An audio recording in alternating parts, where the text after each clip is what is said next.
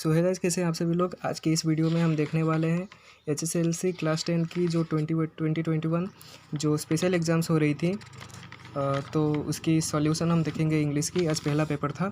तो पहला क्वेश्चन है, it was a magnificent view. यहाँ मैग्निफिसेंट का अर्थ क्या है? तो आंसर होगा वेरी मच अट्रैक्टिव। नेक्स्ट है, ट्रू और फॉल्स देना था। No one really knows who discover tea but there are two legends. ये टी फ्रॉम असम से लिया गया है और राजवीर ने यह बात प्रांजल से कही थी। और फर्स्ट वाला जो स्टेटमेंट है वो ट्रू है और सेकंड वाला फॉल्स होगा, क्योंकि दो ही लीजेंड्स की बात की गई थी। फर्स्ट था चाइनीज एम्परर और सेकंड था हमारे जो बोधि धर्मन।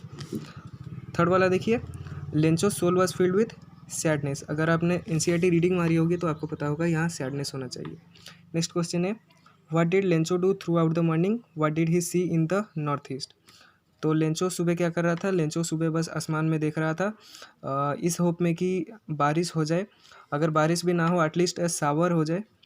और नेक्स्ट वो नॉर्थ ईस्ट में क्या देखता है? नॉर्थ ईस्ट में देखता है कि huge black mountains of clouds are seen to be approaching. Next question है, where and on what date was the inauguration ceremony held. कहाँ हुआ था? Union Buildings of lovely sandstone amphitheatre in Pretoria में हुआ था। और किस डेट में हुआ था? 10 मई 1994, जब नेल्सन मंडेला बने थे फर्स्ट ब्लैक प्रेसिडेंट। नेक्स्ट देखिए, briefly describe Lencho's house and the things that could be seen from it. तो लेंचोज हाउस कहाँ था? एक लो हिल के क्रेस्ट पर था और वहाँ से हमका वैल्यू वगैरह देख सकते थे। जितने भी कॉन्फिडेंस वगैरह थे सब हम देख सकते थे, वो सब मेंशन कर सकते हैं आपने, अगर आपने रीडिंग मारी होगी। नेक्स्ट था, who according to a Mandela is a brave. तो एक ब्रेव मैन वो होता है जो फियर के ऊपर विजय हासिल करे, ना कि वो जो फियर से अफ्रेड ना हो। तो इंग्लिश में आप ऐसे लिख सकते हैं, a brave man is not he who is not afraid of fear but he who achieves a triumph over it. Next है, what did Mandela find when he attempted to serve his people. जब serve करना शुरू किए तो freedom वाली बात आप यहाँ ले सकते हैं।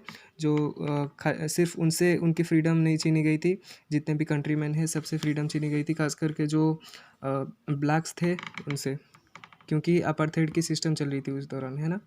नेक्स्ट है, why did Lencho think that the post office employees were a bunch of crooks. लिख सकते हैं आप, पूरी स्टोरी लिख सकते हैं शॉर्ट में, ब्रीफ में, क्योंकि 2 मार्क की क्वेश्चन है। कि 100 पेसोस उसने मांगा था, 70 पेसोस जो कि ऑफिस वाले ने दिए, लेकिन उसने सोचा कि 70 पेसोस गॉड ने भेजे थे और 30 पेसोस एम्प्लॉइज़ ने ले लिए थे, इसीलिए बंच ऑफ क्रुक्स कहा। क्रुक्स मतलब यहाँ डकायत या चोर, कुछ भी आप समझ सकते हैं। नेक्स्ट है, what were the 2 national anthems. तो वाइट्स का था कोसी सिकलेल आई अफ्रीका और ब्लैक्स का था डाइस्टेम ऑन दी इनाग्रेशन सेरेमनी। और ये किस बात की इनाग्रेशन थी? साउथ अफ्रीका की पहली नॉन रेशियल डेमोक्रेटिक गवर्नमेंट जो इंस्टॉल हो रही थी उसकी। नेक्स्ट क्वेश्चन देखिए, what are the Chinese and Indian legends about tea. तो चाइनीज़ एम्परर जो उबाल के पानी पीता था, एक बार चाय की पत्ती गिर गई थी, बेसिकली लीफ गिर गई थी, तो उसको जब उसने पिया तो डिलीशियस लगी, वहीं से चाय की डिस्कवरी हमें देखने को मिली। नेक्स्ट क्वेश्चन है, नेक्स्ट है इंडियन लेजेंड्स की। तो इंडियन लेजेंड कौन थे? बोधि धर्म थे, जो कि मेडिटेशन के टाइम उनको नींद आने के कारण वो अपने आई लीड्स को काट के फेंक दिए थे और वहीं से 10 टी की प्लांट्स निकली, जिनको अगर आप सॉल्यूशन बना के या पानी में डाल के पिए तो आपको नींद नहीं आएगी। तो नेक्स्ट देखते हैं सेक्शन बी को। फर्स्ट है, but he is locked in a concrete cell. Cell का मतलब यहाँ केज है। He stalks in vivid strides. Stalks का मतलब है move slowly and quietly. 11th है, टीथ का राइमिंग वर्ड क्या है? अंडरनीथ, माउस का हाउस। नेक्स्ट देखिए, give a brief description of Custard the dragon attack on the pirate. ये the tale of Custard the dragon जो बलाड है हमारी फर्स्ट फ्लाइट में, वहाँ से लिया गया है। आप लिख सकते हैं कैसे क्या पायरेट आया था, और जो कस्टर्ड जो ड्रैगन जो कि कावर्ड था पहले, हिम्मत दिखा के स्नॉटिंग लाइक ए इंजन, वो आया था और निकल गया था। और ये बात भी आप यहाँ डाल सकते हैं कि जो पायरेट ने जो बुलेट्स शूट किए थे वो हिट नहीं किए, सब लिख सकते हैं। Stalking the length of his cage ignoring visitors. The tiger ignores the visitor. Visitor क्यों कर रहा था? क्योंकि उसे पता था कि वो जंगल वाले जो शेर है उसकी तरह ज़िंदगी नहीं जी सकता था। ही cannot experience the life that like that, इसीलिए इग्नोर कर रहा था। बाकी बातें भी आप लिख सकते हैं।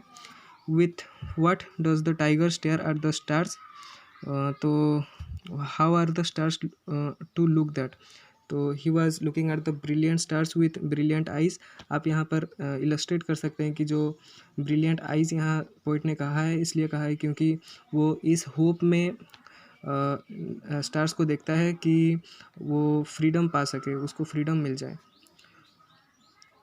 Who were the pets of Belinda, वो लिटिल ब्लैक किटन था, उसका नाम था इंक, नेमिंग भी यहाँ देना है।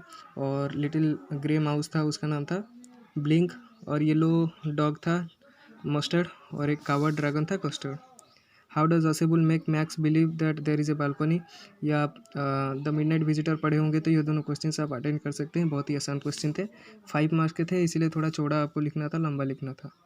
ये फुटप्रिंट्स विदाउट फीट से है, इसको भी अगर आप पढ़े होंगे तो आप लिख सकते हैं। नेक्स्ट ग्रामर पार्ट देखते हैं सेक्शन डी का।